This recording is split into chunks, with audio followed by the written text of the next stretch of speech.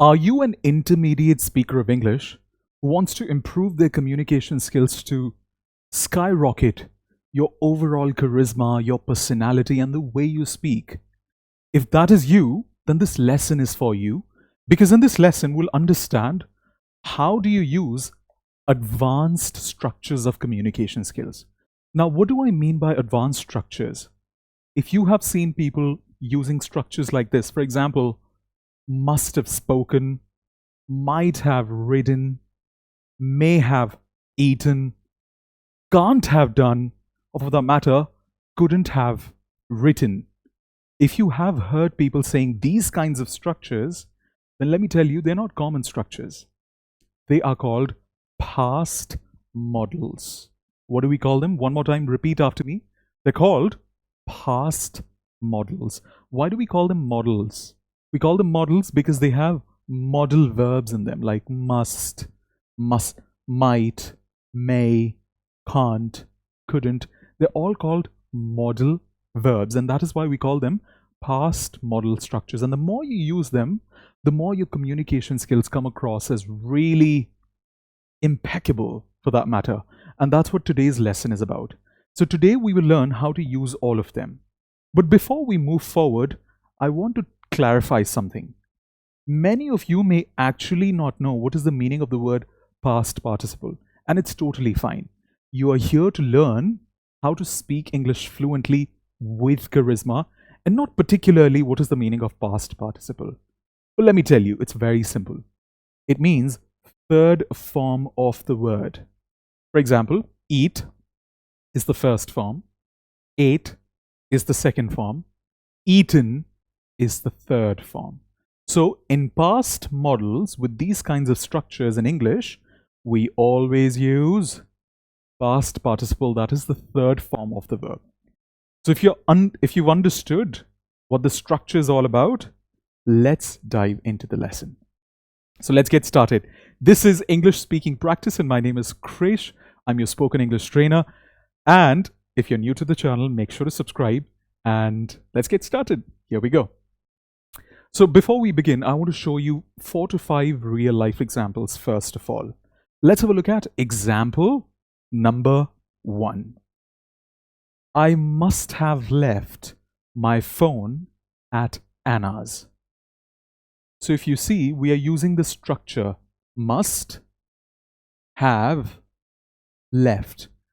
The word left here is the third form of the verb. When I say this, I do not mean second, I mean V as in verb. So it is the third form of the verb. Okay? Let's move to another example. Somebody might have stolen your wallet when you were getting off the train. Might have stolen. Again, the word stolen is the third form of the verb here. All right? Might have. So the first one was must have. The second one is might have. What is the difference between them? Tell me what do you think is the difference? Because in the next slide, I'm going to tell you the difference anyway. What do you think is the difference between must have stolen or might have stolen? Sentence number 3. He still hasn't arrived. I may not have given him the right directions. May not have given. Again, the word given here is V3, as in the third form of the word. All right. And finally, the last one is she can't have gone to bed. It's only 10 o'clock. Maybe she goes to bed, let's say at 11 o'clock. Let's say I'm talking about my sister. I really know her. So I'm saying that she can't have gone to bed so early. Again, gone here is the third form of the verb. What is the first and second? Go, went, gone. Yes? Excellent. So this was all about real life examples. But I want to tell you something more important here. If you want to sound fluent in English, you need to start using contractions most importantly. What are those contractions that I'm talking to you about? So for example, when you say must have, there's no problem with using the full form, but you can actually contract it and you end up saying must have. Repeat after me. Must have. So instead of saying, I must have left my phone at Anna's, you end up saying, I must have left my phone at Anna's. Can you see the difference? So I'll say, I must have left my phone at Anna's. Changes to, I must have left my phone at Anna's. Must have. There's a world of difference, and that's what you need to keep in mind as well. The next time when you try to communicate in English, make sure that you're using must have as a contraction. It's incredibly important. It makes you sound really fluent. It makes you sound very charismatic as well when you communicate. Similarly, repeat after me. Might have. So instead of saying might have, you contract it and it becomes might have. What is it? Might have. Very good. Similarly, repeat after me. May have. Although you don't write it like this, but all I'm trying to do is focus your attention on how it is spoken, because written is important, but spoken English is equally important. So may have. May have. Can't have remains as is because we're already using a contraction with can't, so it can't be a triple or double contraction, so it remains can't have gone. Okay? All right. So this was the first part that I wanted to highlight your attention to. But now let's move to the next part. Let's first understand this structure. When you say must have, third form, or may have, might have, can't have, when do we use them? We use them to talk about deductions or speculations. What is the meaning of speculation? As in, you're speculating, you are thinking about if it happened or did not happen. You're basically trying to understand the situation better related to past situation. So for example, when you say, she can't have gone to bed, can't have gone to bed, you're speculating. Did she really go to bed?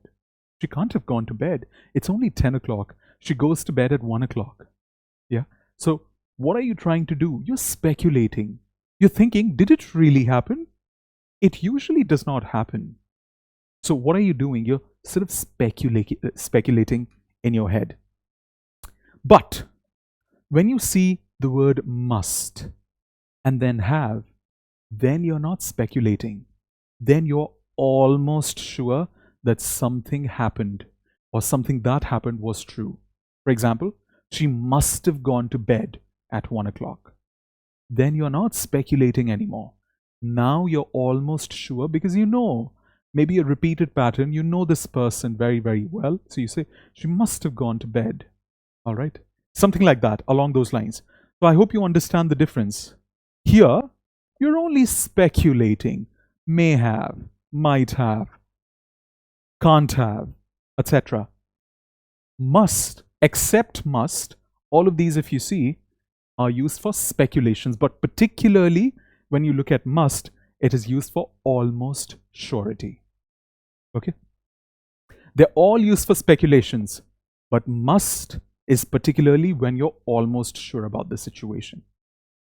But there's one secret. What do you think is the opposite of this word? Must have. I repeat the question one more time. If you say, what I want you to do is, without rushing to the next slide, just hold on for a sec and put your answers in the comments below. And then check your answer. What I'm going to show you in the next 1 minute. What is the opposite of must have? I've seen a lot of speakers, especially advanced speakers of English, make mistakes with it. It is not must have, or it is not mustn't have. A lot of people may say it is mustn't have. It is not mustn't have. It is can't have. Remember this forever. It may come in questions, but most importantly, you need to know what is the correct form when you're speaking. Yeah, during your interactions with others, you need to know the opposite of must have is not mustn't have. It is can't have. If you understand this concept and if you're enjoying the lesson, give me a big heart and make sure to subscribe to the channel. All right. All right. We've spoken about must, might, may, can't. We've spoken about special case of must. We've also spoken about another case of the opposite of must have. But what about may have and might have? When do we use them? We use them when we think that something could be possible. We're not 100% sure of it, but there's a high possibility that it could be possible, that something that happened was true. The other way of saying may have, might have is could have. We can also use could have as the replacement of it. So one example here is somebody may have stolen, might have stolen, or could have stolen your wallet when you were getting off the train. So could have is actually the brother of may have and might have, and you can use it interchangeably. Okay? And what is the meaning of this? It means that it is possible. It's more like a 50-50% chance. You're not almost sure. You're also not suspecting. You're somewhere in between. Yeah? So you're like 50-50 in this situation. But when it comes to can't have, it primarily means that you're almost sure that something did not happen. Just the opposite of must have. Yeah? The opposite of must have is can't have. So you're almost sure that it did not happen. So for example, we can also use, by the way, in the place of can't have, especially when you're talking about past, a replacement of this is couldn't have as well. It's more like, how do I say, when students often ask what is the difference between can't have and couldn't have, there's a very simple explanation. Couldn't have is a little more formal version of can't have. That's all. And they're both replaceable. And another important point to remember here is couldn't have can also be used for distant past, like something that happened like 10 years ago. Let's understand it with an example. You couldn't have seen their faces very clearly. She couldn't have gone to bed. It's only 10 o'clock. Or she can't have gone to bed. They're both replaceable. But if you're particularly talking about something that is distant past, for example, 1995, then you use couldn't have. She couldn't have married at that time. She was too young. So it was distant past. That's how we say couldn't have. So remember this. Next time when you're using English, remember to use can't have, must have, and couldn't have clearly. There's a very clear distinction between them. Must have, you're almost sure. Can't have, you're almost sure something did not happen and is the opposite of must have. And couldn't have is a replacement of can't have, but is particularly used for distant past. Speculations related to distant past. Okay. But I have also seen people with immaculate English using should have, ought to have, and the third form of the verb. So when do we use them? There's something very important here. Look at the example. We've gone the wrong way. We shouldn't have turned left at the traffic lights. Shouldn't have. So what is shouldn't have here?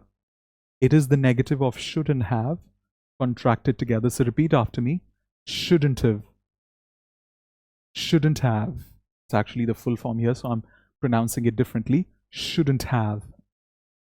Repeat after me. Shouldn't have. Very good. There's another example that I have here. It's my fault. Repeat after me. You can repeat after me. It's my fault. I ought to have told you earlier that my mother was coming. Ought to have told you earlier. What is the difference between them? Again, ought to is a more formal version of should have or should. But there's something important to remember. We use both of them to primarily say that somebody didn't do the right thing. You shouldn't have done it. It's not right. You ought to have told me. You don't say you ought to not have. It does not mean that the negative is here, so the negative is going to be here as well. No. It doesn't work like that. If it's negative, it remains as is. You ought to have told me. You shouldn't have lied. something like that. Yeah. And we also use it to talk about regrets and, most importantly, criticism. Especially when you're giving feedback to somebody, you ought to have spoken enrollments rather than application. So, like words on those lines. So, when you're giving feedback, it works. Again, ought to is a more formal version of should. Okay. And the last bit is you can always replace ought to depending on the situation that you're in. If you're in a more formal network and room, then you definitely end up using ought to, which is always a recommendation. Not that you're going to be penalized if you use should, but it's a better thing that you end up using ought to rather. All right. So this was all about the concept that we wanted to cover today related to learning English at advanced level. But I have something interesting for you. Based on all these things that we've learned today, there is a quiz. I've written a sentence with 4 options. Can you tell me which one is right? Which one do you think is right? Tell me in the comments, which option do you think, in your opinion, is the right option here? All right, before we end, it is our ritual on English speaking practice that we always reflect. What did you learn in this lesson today? What was your takeaway? Something that you think that you've improved on. It's very important to think about it before sort of just, constantly watching videos and moving on to the next. Take a pause. What did you learn today in this lesson? Tell me in the comments. And besides that, there's another lesson that we recently had, which was a live lesson. And it is all about what if life gave you a second chance? How do you talk about that in English? Extremely interesting topic. I had a lot of fun creating this lesson. Watch this lesson. It's going to help you learn faster, especially with the use of English as with listening audios and English while practicing as well. There are a lot of activities that we are playing during this lesson. Thank you very much for being a part of this lesson with me. I hope you enjoyed the lesson and learned something new, most importantly. Keep improving your communication skills because that's all that matters. Ladies and gentlemen, take care, God bless, and I'll see you in the next lesson. Bye-bye.